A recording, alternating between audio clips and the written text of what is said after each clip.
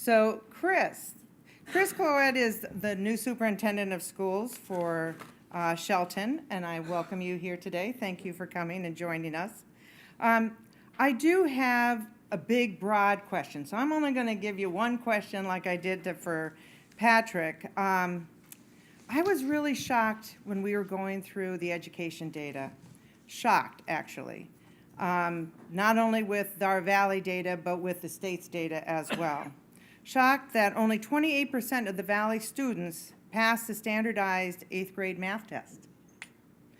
And only 17%, is that right? Wait a second. 8th grade math test. And in some towns it was down, some towns it was actually down to 17 or even 12% passing the 8th grade math test.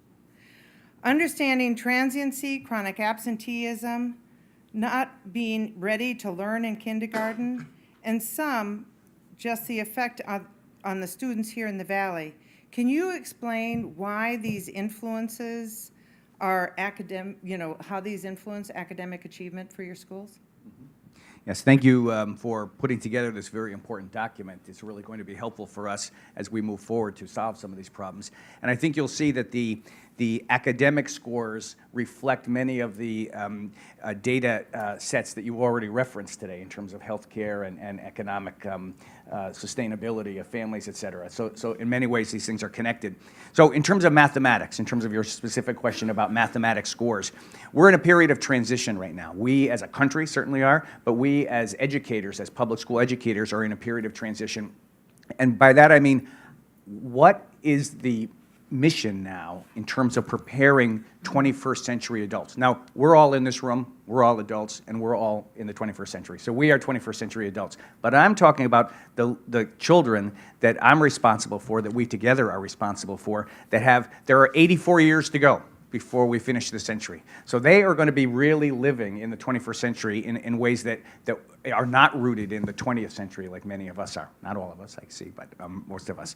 In any event, we need to rethink how we organize mathematics instruction and instruction in all areas. But let's take mathematics, for instance. So we cannot allow demographics to be destiny. Right? We cannot say, oh, well, kids in this in this school district do better than the other, and that's just the way it is. We can't allow that to happen anymore. We need to prepare every single child to be prepared to live and prosper in the 21st century, and that means having a mastery of reasonable mastery of mathematics. Not everyone has to master calculus, but people certainly ought to have mathematical concepts and computational mastery down when they're in elementary school. One of the things I like about this report is that it really looks at the facts, and it really looks at, it peels back the onion a little bit. So we oftentimes, as educators, and I think this is true of everyone here, sometimes we know the facts, but it's easy to look away. We know the facts, but sometimes a little bit of judgment creeps in. Judgment about people that are poor, people that live in challenging neighborhoods, children that come to school without means or come to school already presenting some of the attributes of the opportunity gap that David referenced. We can't let that happen. We need to reorganize what we do, and to do that, there has to be, in my view of the world, there has to be a coherence of actions. I think that the panelist from Griffin Hospital mentioned the idea that the action plan really needs to include all of us. And I know that's why you're here, by the way. I realize that is exactly the reason that you're sitting here. But in order for us to help children do better in mathematics, they have to have a sense of well-being. They have to have a household that they come out of every day that's calm, and it doesn't have to be perfect, but that is not fraught with fear about food insecurity or lack of money to pay the rent, et cetera, et cetera. So those things all have to work together. So a coherence of action among partners, seeing school not just as an investment, although it is an investment, but also as an economic driver. You mentioned that there's a certain demographic that is moving out of the Valley, right? That certain age group. Well, we need to have schools that attract people to move back in. I mean, if we're going to have people in their 30s moving back into this area, we need to have schools to offer their children that are solid. So we're in a period of transition. It's a 21st century context.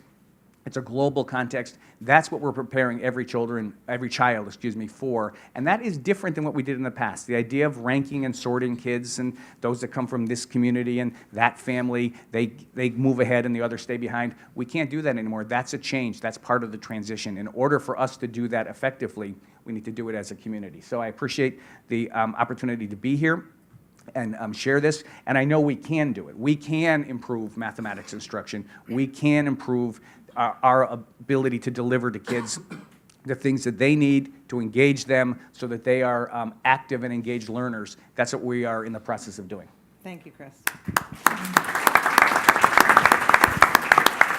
As you'll see in the index, the education chapter is quite in-depth with a lot of data and a lot of the assessment data. And our school districts are going through a transition in changing the way they are doing assessments. So that is one of the challenges that they face in being able to communicate to the populace about their schools. But it's also in our schools, you will see that data and you'll say, is there an opportunity for me to be a mentor? Is there an opportunity for me to volunteer to make sure, as David was talking about, the number of words a child knows before they get to kindergarten? Can you go in and read to children and be part of the solution? So I just want to add my 2 cents.